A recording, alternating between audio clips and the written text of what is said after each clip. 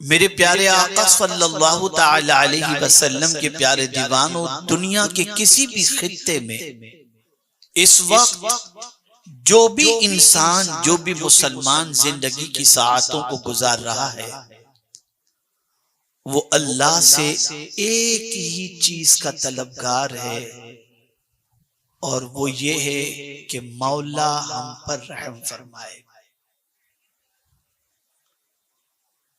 एक कारोबारी शख्स है तो वो चाहता है कि अल्लाह उस पर मेहरबानी फरमाए।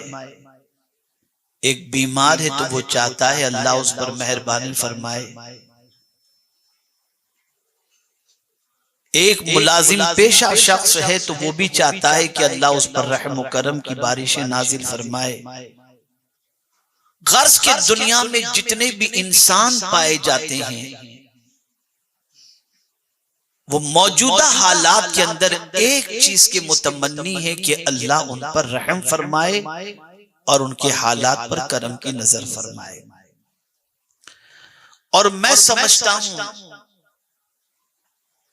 जब कुरान मुकद्दस में भी हम अगर देखते हैं दुआओं के हवाले से, तो कई मकामात पर अल्लाह से रहम की भीख मांगी गई। खुद रसूल आजम सल्लल्लाहु अलैहि वसल्लम से अल्लाह ने फरमाया, वकुल रब्बिगफिर वरहम व अंत खैरुर राहिमीन। आप अर्ज कीजिए कि ऐ मेरे रब, बख्श दे और रहम फरमा, तू बेहतरीन रहम फरमाने वाला है। अल्लाह की रहमत इससे बढ़कर के और चीज क्या होगी।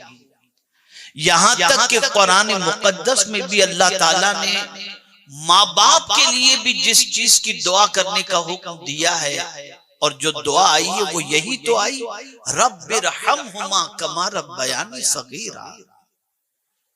अल्लाह हमारे माँ बाप पर उसी तरीके से रहम फरमा जिस तरीके से बचपन में उन्होंने हम पर रहम फरमाया था।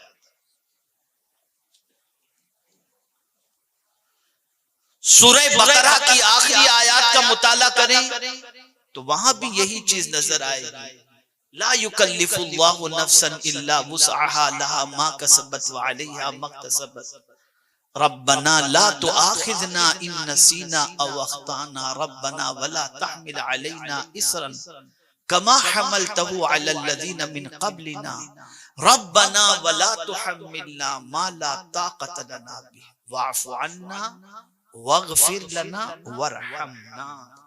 वहां भी रहम की। और अल्लाह जिस पर मेहरबानी फरमाए, दुनिया की कोई ताकत उसको परेशान नहीं कर सकती। जा बजा कुरान के अंदर रहमत की भीख मांगने के हवाले से कहा गया, और मांगा लोगों ने। बल्कि हर बड़े को यह तालीम दी गई कि तुम छोटों पर मेहरबानी करो, और अगर कोई बड़ा है और छोटे पर रहम नहीं करता तो सरकार ने अपनी सोसाइटी से उसे निकाल दिया। आकाए करीम सल्लल्लाहु अलैहि वसल्लम फरमाते हैं, मल्लम यरहम सगीरना वलम युवक्किर कबीरना फलैसा मिन्ना। जो छोटों पर शफकत न करे और बड़ों का एहतराम न करे, सरकार फरमाते वो हमारा है ही नहीं। और फिर आगे रहम की बात हदीस मुबारका में आई तो किस तरीके से आई। आकाए करीम सल्लल्लाहु अलैहि वसल्लम फरमाते, इरहमु मन फिल अर्द यरहमुकुम मन फिस समा। जो जमीन वालों पर मेहरबानी करता है, आसमान का खालिक उस पर मेहरबानी फरमाता है। तो कुरान और हदीस का अगर आप मुताला करें तो जा बजा रहमत का तस्करा मिलेगा। और फिर अल्लाह तो है ही रहमानो रहीम, उसकी रहमानो रहीमी की शान का क्या कहना, लेकिन उसने सब पर तो रहमत फरमाई, लेकिन अपने महबूब पर इतनी रहमत की बारिशें फरमाई कि उनको रहमतुल लिल आलमीन बना दिया।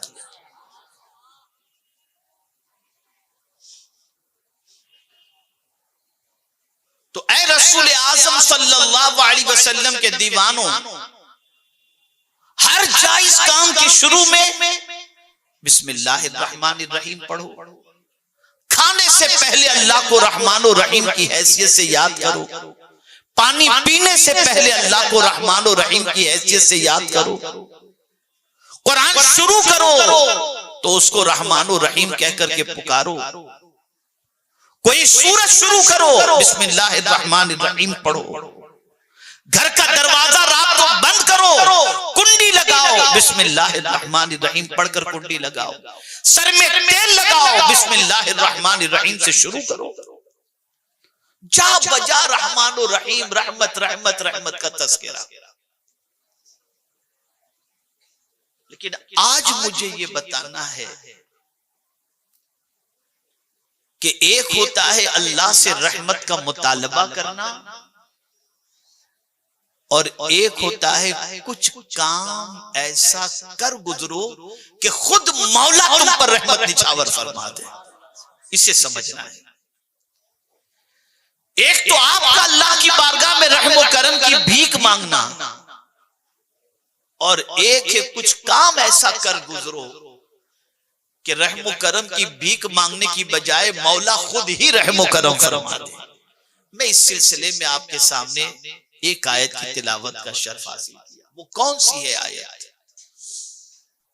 ये बच्चों ने जो कुरान हिफ्ज किया उसी कुरान से मुताल्लिक है। अल्लाह इरशाद फरमाता है, वहादा किताबुन अंज़लनाहु, ये किताब यानी कुरान मुक़द्दस, अंज़लनाहु उसको हमने नाजिल किया। पता चला ये किताब मनगढ़ंत नहीं है।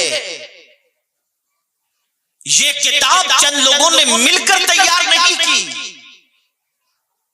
बल्कि ये अल्लाह की किताब है। अल्लाह ने इस किताब को नाजिल फरमाया है।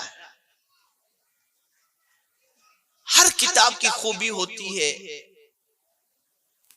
अगर हम कोई किताब लिखें तो हम उलमा से कहते हैं हजरत जिस पर अपने तासुरात लिख दे, मुफ्ती साहब से कहेंगे मुफ्ती नसीम साहब जरा एक नजर किताब देख लीजिए और किताब देखकर इसमें कुछ आपको समझ में आता है, कोई अच्छी चीज लगती हो तो आप तासुरात लिख दीजिए। तो मुफ्ती साहब लिखेंगे इसमें बहुत अच्छा है, ये है वो है, इसको पढ़ा करो, इसका बड़ा फायदा है। होता है उस किताब की इफादियत के हवाले से उसमें कुछ अल्फाज कलमबंद कर देंगे, तहरीर फरमा देंगे। कोई किताब ऐसी होती है जिसके बारे में कहा जाता है इसको घर घर होना चाहिए।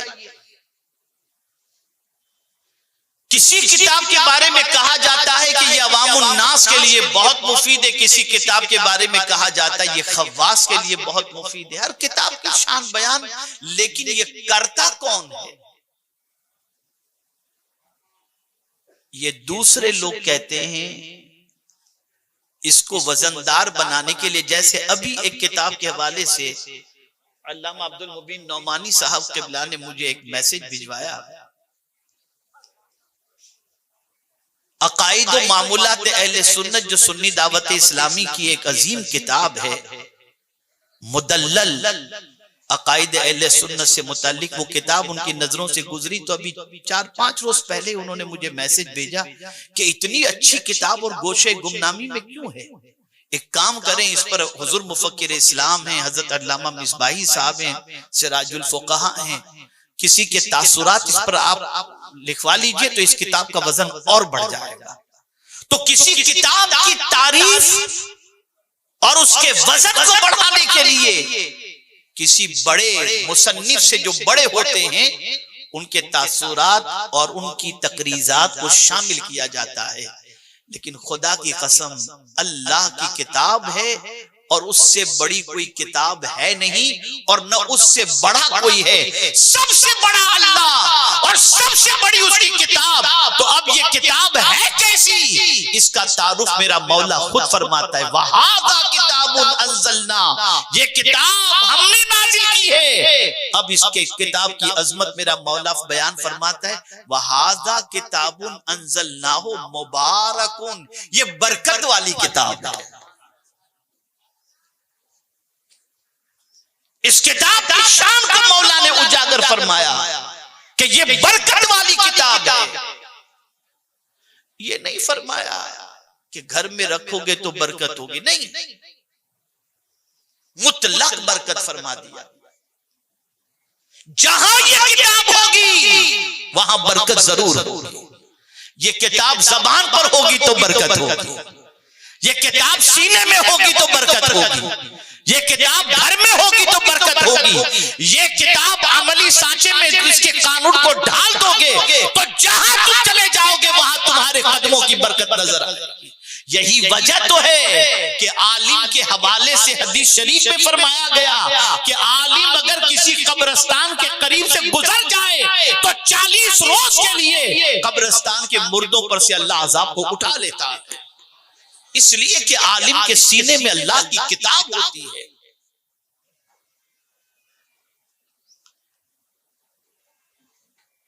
हमने बरकत वाली किताब तो सबने समझा है, कोई भी मुसलमान दुनिया का ऐसा नहीं जो इस किताब को बरकत वाली किताब न समझता हो। इसीलिए कोई मुसलमान का घर भी ऐसा नहीं होगा जहां ये बरकत वाली किताब है। बच्ची को जहेज में देना है तो पहली फिक्र होती है कि कुरान शरीफ दो। नया घर खरीदते हैं, फर्नीचर बाद में, पहले कुरान रख दो, दुकान पहले कुरान रख दो। सब जानते हैं ये बरकत वाली किताब है, इतना तो सब जानते हैं। लेकिन घर, मकान, कब्र बस यहां तक के महदूद है। नहीं,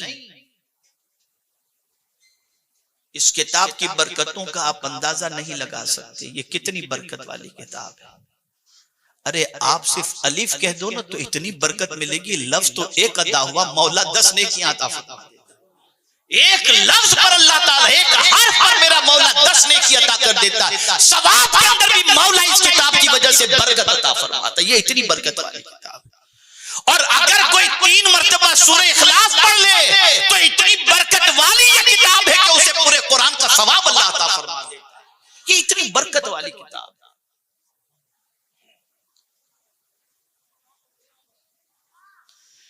लेकिन इस किताब के बारे में इतना ही नहीं फरमाया गया कि वहादा किताबुन अंज़लनाहु मुबारकुन। अब आगे इस किताब का मकसद बयान किया जा रहा है। तुफ है इस कौम पर कि इस बरकत वाली किताब से फायदा जैसा उठाना चाहिए और मकसद जो इस किताब का पेश नजर होना चाहिए। दुनिया में 99.99% मुसलमान इस किताब से फायदा नहीं उठा रहे। अब कुरान ने इस किताब का मकसद बयान फरमाया कि जो किताब बरकत वाली है इसको नाजिल इसलिए किया गया फत्तबिऊ, कि तुम इसके पीछे पीछे चलो। ये किताब जहां ले जाए वहां जाओ। और इस किताब की शान ये है कि इसके पीछे पीछे अगर तुम चलोगे तो ये किताब तुम्हें जन्नत तक ले जाएगी। ये इस किताब की शान है। हर किताब को फॉलो करते हो, हर न्यूज़पेपर और सोशल मीडिया को फॉलो करते हो, कुरान को क्यों फॉलो नहीं करते? कुरान कहता है फत्तबिऊ, इसके पीछे चलो, इसके इत्तिबा करो। अब इत्तिबा तो अपनी जगह पर, उम्मते मुस्लिमा का हाल तो यह है कि इस किताब पर अमल के हवाले से भी आज का मुसलमान कहता है मौलाना ये अमल तो, इस पर अमल करना बहुत मुश्किल है, बहुत मुश्किल है। मुश्किल नहीं है, इस किताब पर अमल करना बहुत आसान है। इसको कुरान ने दूसरी जगह पर उजागर फरमाया, हालांकि वहां पर हुक्म दूसरा है, दूसरे अमल के हवाले से कुरान ने कहा है। लेकिन मेरे मौला की शान हमेशा यही रही। क्या है? अल्लाह फरमाता है युरीदुल्लाहु बिकुमुल युस्र वला युरीदु बिकुमुल उस्र। अल्लाह तुम्हारे लिए आसानी चाहता है, तकलीफ नहीं चाहता। अगर कुरान पर अमल करना तकलीफ वाली बात होती तो कभी को अल्लाह अज़्ज़ व जल्ल ये न फरमाता कि इसकी पैरवी करो। नहीं, इस पर पैरवी बहुत आसान है। अब यहां से ये बात समझ में आई कि ये किताब सिर्फ हिफ्ज करने के लिए नहीं है, ये किताब सिर्फ तिलावत के लिए नहीं है, ये किताब सिर्फ घर में बरकत के लिए रखने को नहीं है, ये किताब सिर्फ बच्ची को जहेज में देने के लिए नहीं है, बल्कि ये किताब इसलिए है कि इस किताब पर अमल करो। इसने जिसे हलाल कहा है उसे हलाल मानो, और इसने जिसको हराम कहा है उसे तुम हराम। इस किताब को फॉलो करो। अब तारीख उठा करके देखो, इस किताब पर अमल करने वालों ने कैसे अमल किया। हजरत इमाम आली मकाम अला जद्दही व अलैहि सलातु व सलाम सवारी पर सवार होकर मदीने की गली से गुजर रहे थे। तो आप देखते होंगे कि हर जगह पर फुटपाथ पर कुछ लोग बैठे होते हैं, कहीं गरीब बैठे होते हैं और रास्ते में बैठकर खा रहे होते हैं। इमाम आली मकाम अला जद्दही व अलैहि सलातु व सलाम का गुजर जब सवारी पर हुआ, गरीबों ने देखा, उठकर खड़े हो गए। और क्यों ना खड़े हों, नबी का नवासा गुजरे और दुनिया खड़ी ना हो, खड़े हो गए ताज़ीमन, और खड़े होकर सलाम पेश करके अर्ज करते हैं, आइए हुजूर आप भी शामिल हो जाएं। किससे कहा जा रहा है? नौजवानाने जन्नत के सरदार से कहा जा रहा है कि आइए हुजूर आप भी हमारे साथ शामिल हो जाएं। इमाम हुसैन बगैर तवक्कुफ किए फौरन सवारी से नीचे उतरे, उन लोगों के साथ बैठ गए, थोड़ा सा उनके साथ खा लिया और फिर उनसे इजाजत मांग करके सवारी पर सवार ये कहते हुए कि मैंने तुम्हारी दावत कबूल कर ली, अब तुम मेरी दावत कबूल करो, मेरे घर भी किसी दिन आ जाओ ताकि मैं भी तुम्हारी दावत करूं। ये कहकर इमाम हुसैन रज़ियल्लाहु ताला अन्हु की आंखों से आंसू निकल गए। सवारी पर बैठे आंखों से आंसू जारी। लोगों ने पूछा, हुजूर क्या बात है कि आप दीदा हो गए? फरमाते, जब इन्होंने मुझे बुलाया ना तो मुझे एक आयत याद आ गई। देखिए कुरान पर अमल, मुझे एक आयत याद आ गई। उस आयत के याद आते ही मैं उतर गया, फौरन इनके साथ खा लिया, और ये आंसू शुक्राने के हैं। लोगों ने कहा, कौन सी आयत याद आई? फरमाते, अल्लाह फरमाता है, इन्नल्लाह ला युहिब्बुल मुतकब्बिरीन, अल्लाह तकब्बुर करने वाले से मोहब्बत नहीं फरमाता। तो जब इन्होंने दावत दी, मुझे ये आयत याद आ गई कि कहीं मैं इनकी दावत कबूल न करता और न उतरता तो कहीं ये न सोचे कि मुझ में तकब्बुर है, और अगर ये सोच लेते हैं और इनके दिल में ये ख्याल आता है कि मुझ में घमंड और गुरूर है कि मैं इन गरीब लोगों के साथ कैसे खाऊं, तो अल्लाह तो गुरूर वाले को पसंद नहीं करता। मैं फौरन उतर कर इनके साथ बैठ करके खा लिया। अब मेरे दिल को इत्मीनान हो गया कि इनके दिल में मेरे मगरूर होने का ख्याल नहीं आया होगा। अल्लाह वालों का हाल ये होता है कि आयत याद आ जाए तो सब कुछ छोड़ कर उतर जाते हैं। और यहां आज कहा जाए, झूठ न बोलो धंधा करते वक्त। मौलाना अगर सच बोलेंगी तो रोटी भी नहीं मिलेगी, नमक रोटी भी नहीं मिलेगी। ये कौन कह रहा है? ये मुसलमान कह रहा है।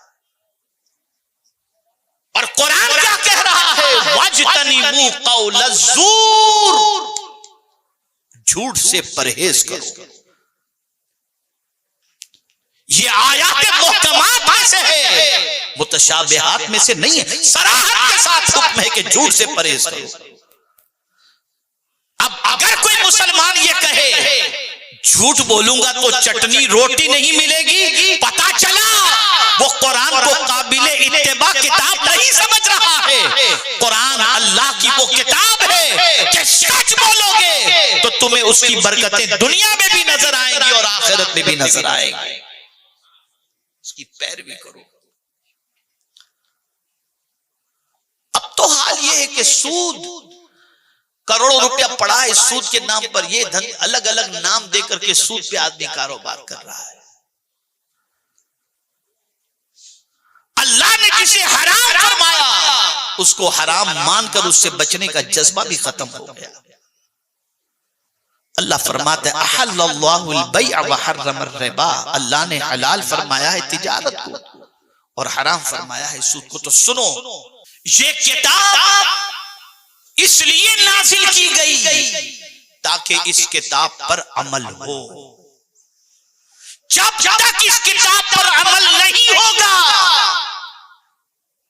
उस वक्त तक आप दुनिया और आखिरत में इत्मीनान की जिंदगी की उम्मीद रखना ही मत।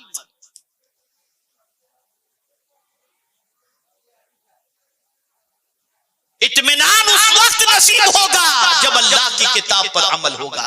मौला ने फरमाया फत्तबिऊ, इसकी पैरवी करो। और फिर पैरवी भी करने के साथ साथ कुरान ने कहा वत्तकू, और डरो भी अल्लाह से। अल्लाह की किताब की पैरवी भी करो और फिर अल्लाह से डरो भी कि कहीं पैरवी करने में कोई चूक तो नहीं हो गई, कोई मिस्टेक तो नहीं हो गई, सही मानों में मैंने पैरवी की कि नहीं की। ये ख्याल भी दिल के अंदर रहे। अब इसको मैं समझाऊं तो आपको समझ में आएगा। इमाम आज़म अबू हनीफा रहमतुल्लाह तआला अलैह ने किसी को कर्ज दिया था और चिलचिलाती हुई धूप के अंदर इमाम आज़म गुजरे। छांव की तलाश थी कि कहीं कोई थोड़ा सा दीवार का साया भी मिल जाए, थोड़ी सी छांव नसीब हो जाए। इत्तेफाक से जिसको इमाम आज़म ने कर्ज दिया था उसके घर के करीब से जब गुजरना हुआ तो उसकी दीवार का साया गिर रहा था। इमाम आज़म उस साये से हट गए और धूप में चलने लगे। किसी ने कहा हुजूर साये में नहीं चल रहा। फरमाया मकान वाले पर मेरा कर्ज है, कहीं ऐसा न हो कि उसके दीवार के साये का मैं फायदा उठाऊं और वो सूद के अंदर शामिल हो जाए।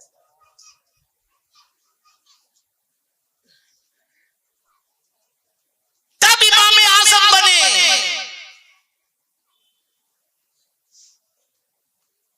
और इसी के साथ इशा की नमाज अदा कर रहे थे इमाम आज़म। इमाम ने तिलावत फरमाई इज़ा ज़ुलज़िलतिल अर्दु ज़िलज़ालहा व अख़रजतिल अर्दु अस्क़ालहा व क़ालल इंसानु मा लहा यौमइज़िन तुहद्दिसु अख़बारहा बिअन्न रब्बका अवहा यौमइज़िन यस्दुरुन नास अश्तातन लियुरौ अअमालहुम फमन यअमल मिस्क़ाल ज़र्रतिन खैरन यरह व मन यअमल मिस्क़ाल ज़र्रतिन शर्रन यरह। कांपने लगे, इमाम आज़म कांपने लगे। नमाज खत्म हुई,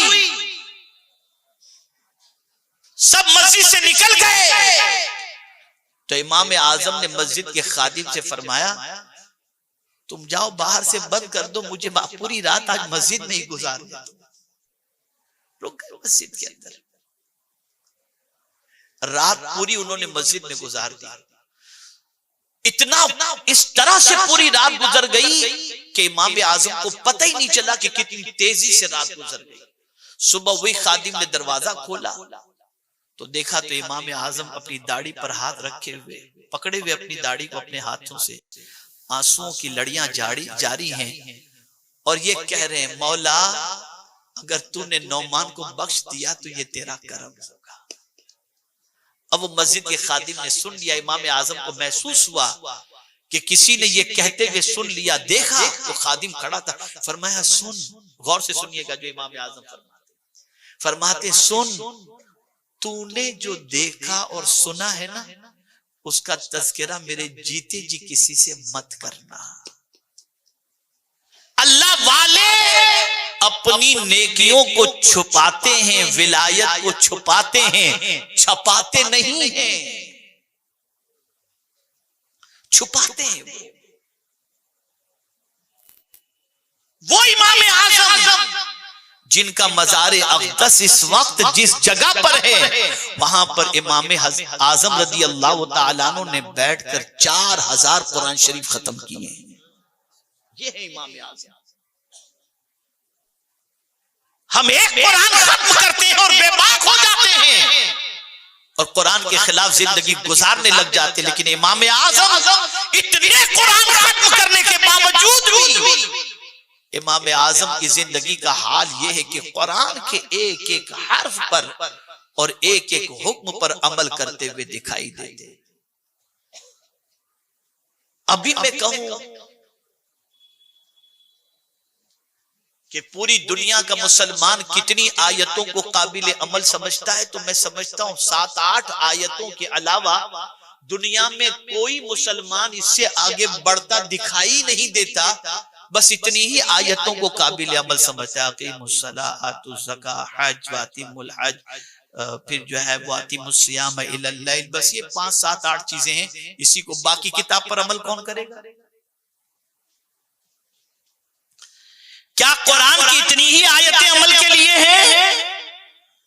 अल्लाह ने वाज़ेह लफ्ज़ों में फरमाया वहादा किताबुन अंज़लनाहु मुबारकुन फत्तबिउ। ये नहीं फरमाया कि फत्तबिउ सूरतुल बकरा, नहीं सूरतुल बकरा नहीं, फत्तबिउ पूरी किताब के बारे में फरमा दिया कि जहां इसका हुक्म मिले सरेंडर हो जाओ, झुक जाओ उसके सामने। ये सोचो कि ये मौला का हुक्म है, ये पालनहारे हकीकी का हुक्म है। इसको एक मिसाल के जरिए समझाऊं, शायद अच्छी तरह से बात समझ में आ जाएगी। हमारे आज के बहुत सारे मुसलमान फज्र की नमाज में यहां की बोली में अगर कहूं तो डंडी मारते हैं, सोए रहते हैं। बीवी से कहते हैं कि जगाना नहीं, रात को 3 बजे तक गपशप करेंगे, व्हाट्सएप देखेंगे, सब कुछ करेंगे, फज्र में मत उठाना। क्यों? अगर नींद कच्ची हो गई ना तो सर में दर्द होगा, फिर धंधे पे या नौकरी पे सही तौर पर दिल नहीं लगेगा। ये कहते हुए दिखाई